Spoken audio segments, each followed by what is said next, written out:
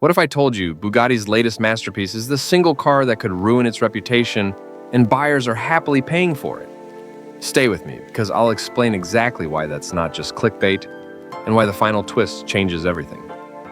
This is the Bugatti Tourbillon, not just a new hypercar, but a farewell to an era. It replaces the Chiron, but instead of chasing speed alone, Bugatti built something almost philosophical, a machine that celebrates analog purity in a digital world. Underneath that sculpted body sits a new 8.3-liter naturally aspirated V16, co-developed with Cosworth, paired with 3 electric motors, 2 at the front, 1 at the rear. Together, they unleash around 1,800 horsepower through an 8-speed dual clutch and all-wheel drive. Why you should care? Because every decade, one car redefines mechanical ambition. And this time, Bugatti chose to do it without screens, touch panels, or driver assists. Today, we're tearing apart what makes the Tourbillon the most controversial car Bugatti has ever built. Stick around. In 90 seconds, I'll show the one design choice people call ridiculous. And it actually makes the car faster, design and aero. Design is drama, and the Tourbillon wears aero like couture. A low knifed nose, active flaps that breathe with speed, a diffuser that looks like a fighter jet exhaust. Every surface was tuned for airflow and cooling. Those enormous side vents? They're not stylistic flair. They feed radiators that were repositioned for better thermal management during high-speed runs. Unlike the Chiron, the Tourbillon's cooling loop was redesigned from scratch to handle the added heat of the hybrid system. Bugatti re-engineered its packaging to create predictable, high-speed stability, but that shift brought a controversial side effect. Later, I'll reveal that side effect and why some early buyers hesitated before taking delivery. Powertrain and performance. Here's the power story. The V16 alone makes roughly 986 horsepower and 900 Nm of torque before the hybrids even wake up. Add the 3 motors and total output climbs to about 1,775 horsepower.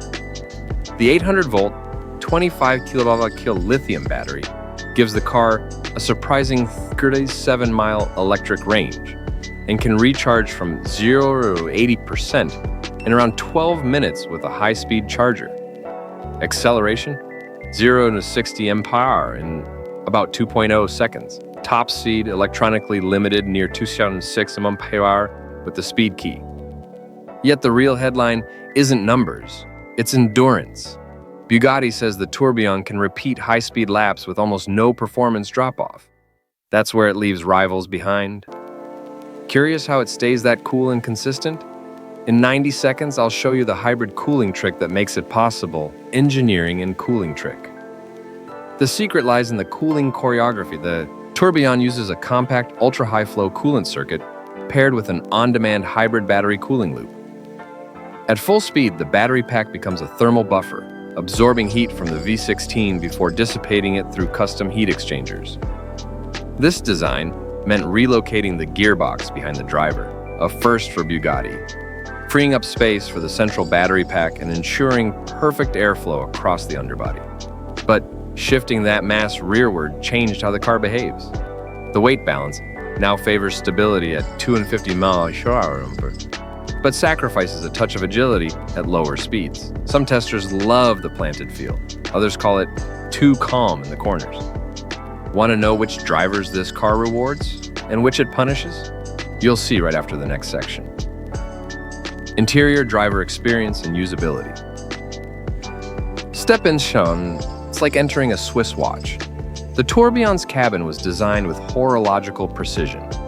Its analog instrument cluster contains over 600 individual parts in titanium, sapphire, and ruby, built with Swiss watchmakers. The dials are fixed on a stationary hub, with the steering wheel rotating around them, so your view never changes no matter how you turn.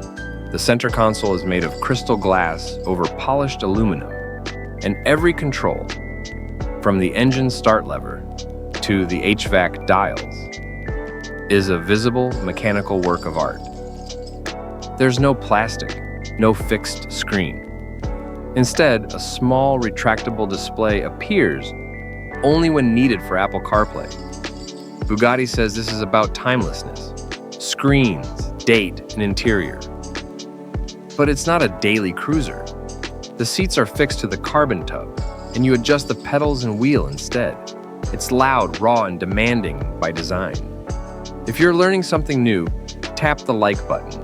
It helps this channel test the Tourbillon with YouTube. Subscribe for more cinematic deep dives like this.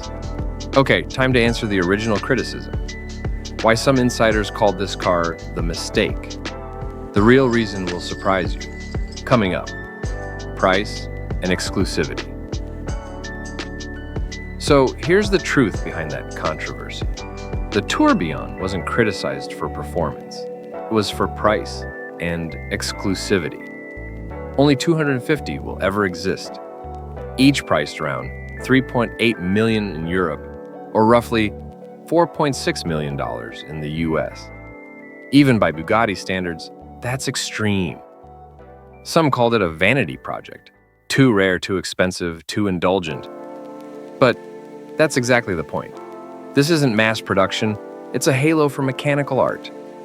Was it a mistake? For perception, maybe. For progress, absolutely not. That exclusivity funds the experimentation that keeps internal combustion innovation alive. Final verdict. The Bugatti Tourbillon is both arrogant and brilliant. A car that frustrates at slow speed, hypnotizes at full throttle, and divides collectors for years to come. It's proof that engineering can still feel emotional. If you enjoyed this breakdown, subscribe for the full Tourbillon test drive coming next week. Tell me in the comments, would you buy one? Yes or no, and why? You came for the scandal. Now you know. It wasn't poor engineering that made people angry. It was choice.